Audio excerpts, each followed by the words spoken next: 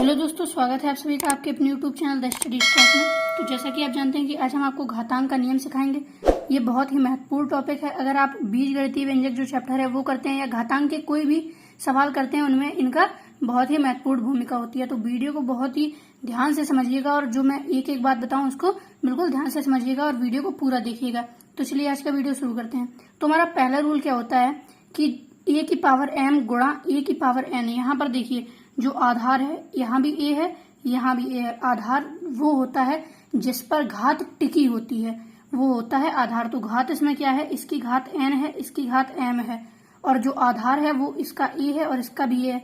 मतलब आधार जो है वो समान है जिस पर घात टिकी है, और जो घात है वो क्या है, अलग अलग है। तो क्या होता है कि जो आधार अगर समान है तो आधार हम वही लिख देते हैं, और जैसे घातें हैं अलग अलग तो m और n घात है, तो इसमें क्या होता है कि m प्लस n, मतलब अगर आधार समान हो और गुणा हो रहा हो तो जो उन दोनों आधारों पर घातें लगी होती हैं वो क्या हो जाती हैं, जुड़ जाती हैं। तो अगर आपको कभी ऐसा मिले तो आप क्या करेंगे, a की पावर m प्लस n। जैसे कि मैं एक उदाहरण के तौर पर बताता हूँ, जैसे कि 2 की पावर 3 गुणा, अब आधार समान होने चाहिए तो यहाँ भी 2 और इसकी पावर लिख दे रहे 5, तो इसका क्या आएगा, 2 वैसा ही लिख देंगे और 5 और 3 क्या हो जाएगा, 5 3 प्लस हो जाएगा, और प्लस के क्या हो जाएगा, 5 3 8, तो 2 की पावर 8, ये क्या हो जाएगा, हमारा आंसर हो जाएगा।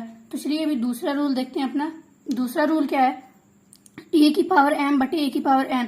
बटे मतलब क्या होता है, भाग। तो यहाँ देखिए, यहाँ भी a यहाँ भी a, मतलब आधार समान है। उसमें हमने गुणा वाला देखा था, इसमें हम क्या देखेंगे, भाग वाला।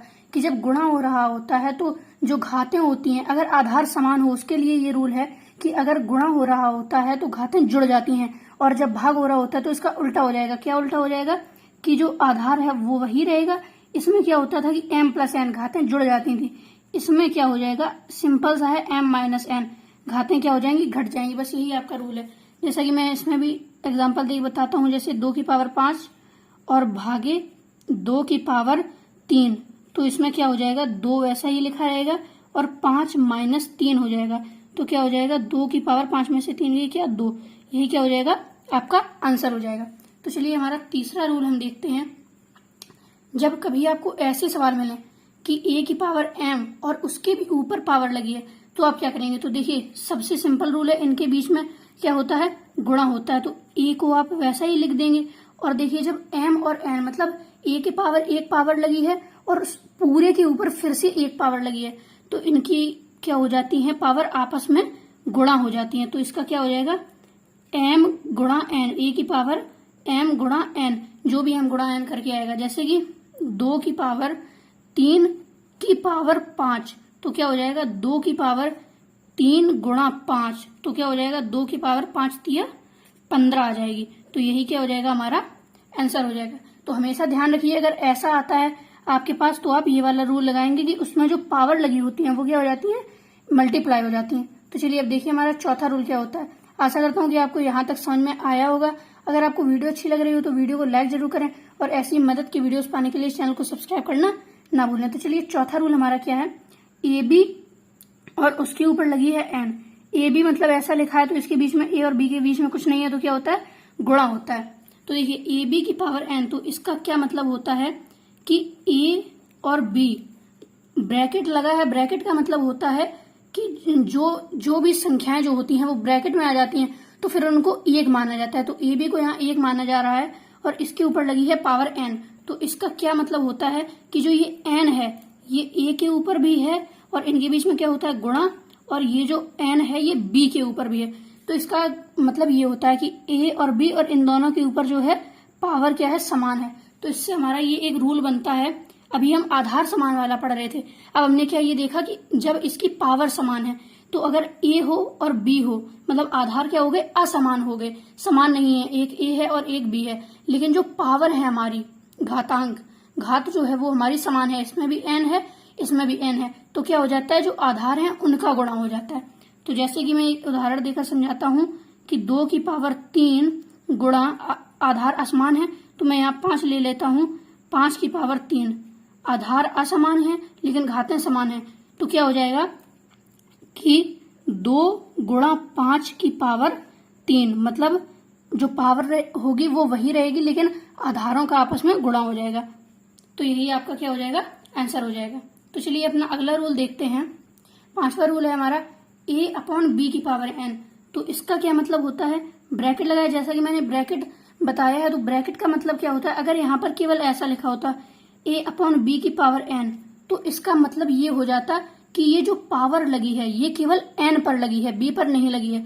लेकिन ब्रैकेट का बहुत बड़ा इसमें महत्व होता है। लेकिन अगर यहाँ पर ब्रैकेट लग गया तो इसका मतलब होता है कि जो ये n पावर है ये a पर भी लगी है और जो नीचे हमारा हर में b है उस पर भी लगी है। तो ब्रैकेट का बहुत बड़ा महत्व होता है, ये आप बिल्कुल भी मत भूलिएगा। तो अगर यहाँ पर ब्रैकेट ना होता तो ये जो n मानी जाती है केवल a के ऊपर मानी जाती, लेकिन ब्रैकेट लगा है तो इसका मतलब क्या हो जाएगा कि a की पावर भी n है और बटे b की पावर भी n है। तो a की पावर n बटे b की पावर n।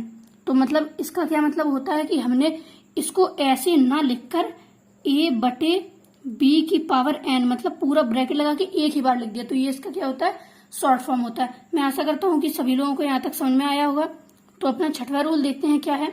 a की पावर 0 मतलब एनी नंबर, कोई भी संख्या हो उसकी पावर 0 हो, जैसे 2 की पावर 0, अभी यहाँ पर 3 4 लिखा होता था।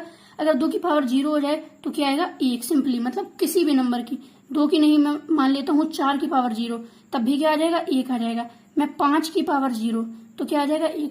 मतलब एनी नंबर की पावर 0 हो तो वो क्या हो जाएगी, 1 हो जाएगी। चलिए लास्ट रूल है हमारा कि a की पावर n गुणा b की पावर n। ये मैं पहले भी बता चुका हूँ, लेकिन ये एक और बार लिख गया तो आप समझ लीजिए कि देखिए, जब आधार असमान है तो घातें क्या हो जाती हैं, जब घातें समान हो और जो आधार हो वो असमान हो, आधार एक a है एक b है लेकिन घातें दोनों में n है, तो क्या हो जाता है, ab और इसकी पावर n, मतलब a गुणा b और इसकी पावर n। ab के बीच में कुछ नहीं है, मतलब गुणा है। तो अगर आधार असमान हो घातें समान हो तो घात वही रहती है लेकिन आधारों का आपस में गुणा हो जाता है। तो यही है आपका आंसर। तो ये कुछ हमारे प्रमुख घातांक के नियम थे। तो आशा करता हूँ कि सभी लोगों को ये घातांक के नियम समझ में आए होंगे। तो अगर वीडियो अच्छा लगा हो तो वीडियो को लाइक जरूर करें, और चैनल पर नए हैं तो ऐसी ही मदद की वीडियोस पाने के लिए चैनल को सब्सक्राइब करें और बेल आइकन को प्रेस करें ताकि अगली वीडियो का नोटिफिकेशन आपके पास जरूर पहुंचे। धन्यवाद, मिलते हैं अगले वीडियो में।